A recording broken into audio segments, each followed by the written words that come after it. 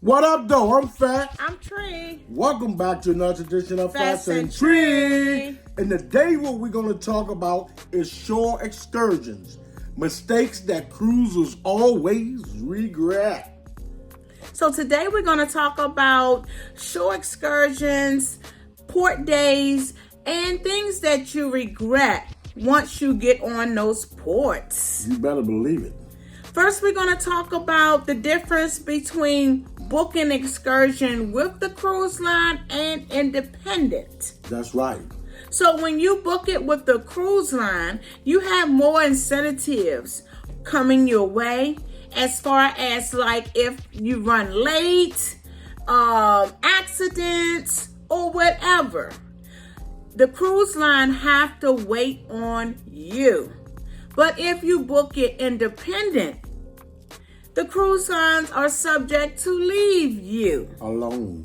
So, my suggestion is try to book them with the cruise line.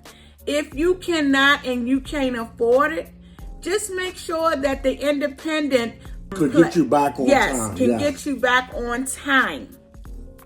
Because they have no regrets of leaving you. They on a time frame and they have to go. Mm-hmm. Now, if you book with the cruise line, they have no choice but to wait for you and probably tell the next port, hey, we're running a little late because of excursion.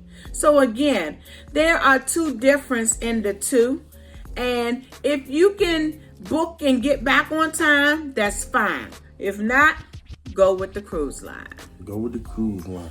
Next we're going to talk about is getting off the ship and taking a port picture. Now that's a must. Yes. For us anyway. Yes. So we're hoping that will be a must for you. And the reason why we do it is sometimes you don't remember if you've been to certain ports before.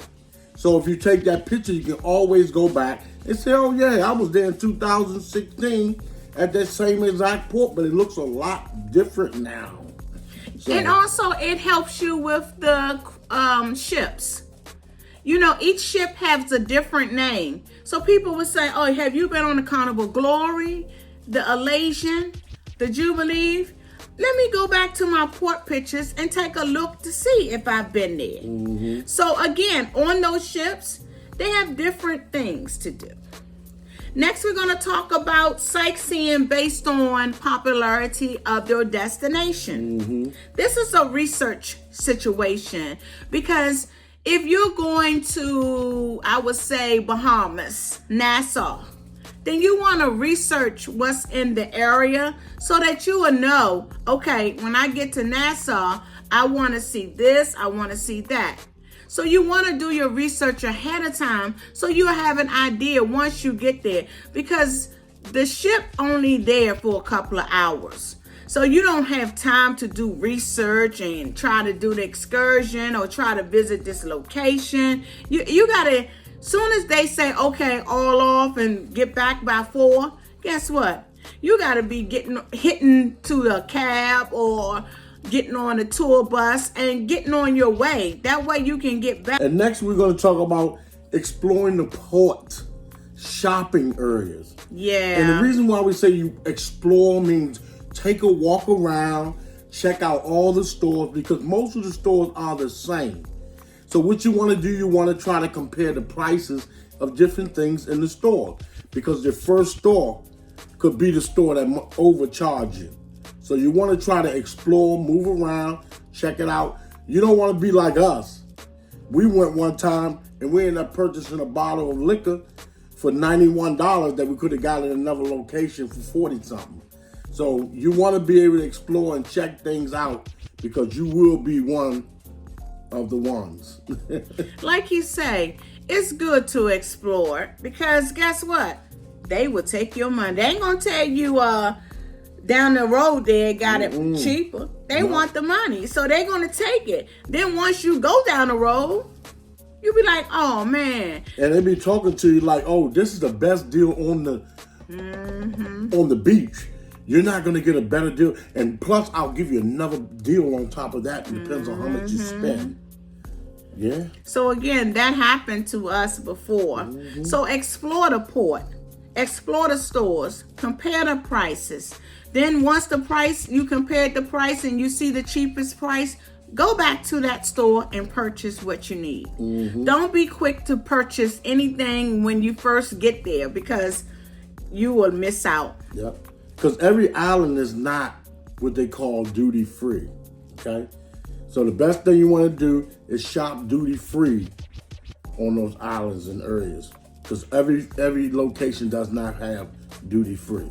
And also, if you see something outside on the ports when you're on those duty-free islands and it's cheaper than Carnival have it inside, take a picture. Take it back and let Carnival know, hey, I was in the store outside on the port and they had your white Hennessy for $49 and y'all got it for $69. They will compare the prices. So take the picture. If you see it cheaper, it's anything you see out there that Carnival can match inside. They do match prices. So again, just compare the duty-free prices. Next, we're going to talk about is buying souvenirs. Souvenirs is almost like taking the first picture you take when you get off the ship. Yeah. It's your choice. You don't have to buy anything, but buying a souvenir is always good to bring back something to give to a loved one or a friend, or just to want to let them know that, oh, I really did go there. Look at this shot glass. And they will understand that if you really was there. So with souvenirs, people collect different things. You might collect shot glasses, like he say. You might collect magnets. You might collect T-shirts. You might collect hats. We collect license plates. That's our souvenirs to let us know where we've been. So again, souvenirs can be important, and a lot of people be like, well, I don't want to collect nothing. It's your choice. It's up to you. You don't have to. But they're good to have. So that way you can refer back. Okay, when you booking your next cruise, okay, this cruise is going to Dominican Republic, Jamaica, and Key West. You've been there. So you want to look at somewhere else. So again, you can refer back to your souvenirs to see where you've been. And if you like this video, give us a thumbs up. Let us know how you like it. If you have not subscribed, what you waiting on today? Go ahead and subscribe. Next, we're going to talk about is walking or catching a ride to a nearby beach. Yeah. And the reason why I decided to add ride, because we decided to ride instead of walking to a nearby beach where all of our party was. Yeah. And we end up at the wrong beach. He wants to tell that story. That's what we regret. We was with a group. Here's the story. And we got off on a port. And they said, the group said we're going to meet at the nearby beach. But when we got off the port and we was asking the transportation people where was the beach, he kept trying to tell us we didn't want to go to that beach. It was a man-made beach and all that. He was going to take us to the best beach. Our party wasn't at the best beach. They were at the man-made beach, which he called. So we gets over to the beach that he transport us to. We see nobody. I'm asking questions to the staff there. They said, oh no, you passed that beach back up where the ship was. This is another beach. You have to go back up there and pay the transportation to go back to the other beach. Did you hear the key word? Pay transportation. Pay transportation. And that's what we had to do.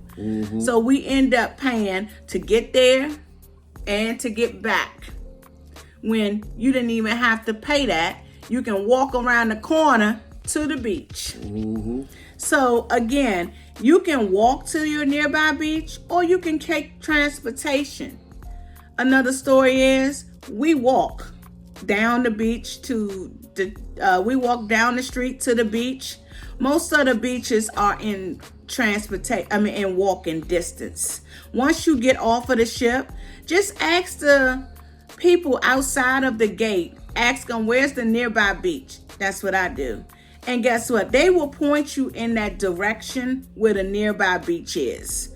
Sometimes you don't have to pay transportation. It's in walking distance. We've walked many a times to the beach and had a good time. Enjoyed the beach weather, the drinks, whatever, and we walked back in time.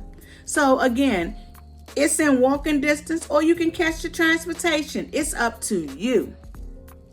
And next we're going to talk about is find the free Wi-Fi. Yes. We know you pay for Wi-Fi on the ship. Yes. But a lot of times the ship Wi-Fi is trash. So even once you get off, you want to try to find the free Wi-Fi that's in the local areas where you're at, by the beach.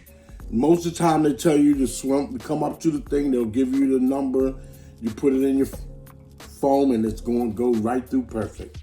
And sometimes they'll say, okay, you got to buy something, and then we'll give you the code. Yes. So I will buy something, $1 or something, just to get the free Wi-Fi. That way you can catch up on your calls if you want to. If you don't want to catch up on your calls, that's fine too. You're on vacation. Yep. You don't have to catch up on them until you get back home. So again, look for the free Wi-Fi, and you'll be surprised how less your phone bill will be once you get back. Next we're going to talk about is trying the local dining, like the food options that they have out. It's your choice to eat off the ship where that you can eat free. But when you come off the ship, you want to go ahead and say, well, let me just try and see what the food tastes like here in Jamaica or a Bimini, wherever your location is. You want to go ahead and give it a try and see what it tastes like, but that is your choice. Yeah, and Jamaica is one of the hot spots with the food. You got your curry, you got your jerk. You want to know how they prepare their local foods. You can cook that all day, every day, but you don't have the taste that they have because that's their local, and they will fix that for you. So you can always try the local dining, and a lot of people get off and tries them, and very nicely they like it. So again, you don't have to, but it's up to you. Next, we're going to talk about the local drinks. There are specialty drinks as well, like Jamaica. Again, they have specialty drinks that you can, buy, taste, and see what they're about. Also, you got your local drinks. If you go to Bimini, every drink is going to be different, and people are going to prepare them differently. They might have the same name, but again, they're going to be the local drinks that you're going to try out. So don't hesitate. Try the local drinks. Now, there will be a upcharge for them. It's not like you have the drink package and you can use it in the local area. You have to pay for them. You got to pay for it. So you can only use your drink package on Carnival on the ship. Unless they have a location where you can use it. And they'll let you know that location before you get off. Next, the last thing we're going to talk about is don't forget to tip and listen to some of the live music that's going on outside on the ports. Yes, because it's hard out there on the piano.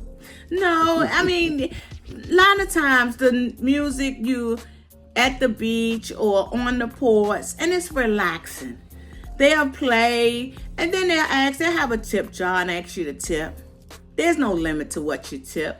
You can tip what you want. You're just trying to get the music and just enjoy yourself. You don't have to go to the beach if you don't want to. You can sit there and listen to the live music. Get a couple cocktails, get a drink, their local drinks or local food, and just sit there and listen to the live music. You will have a good time. Yeah.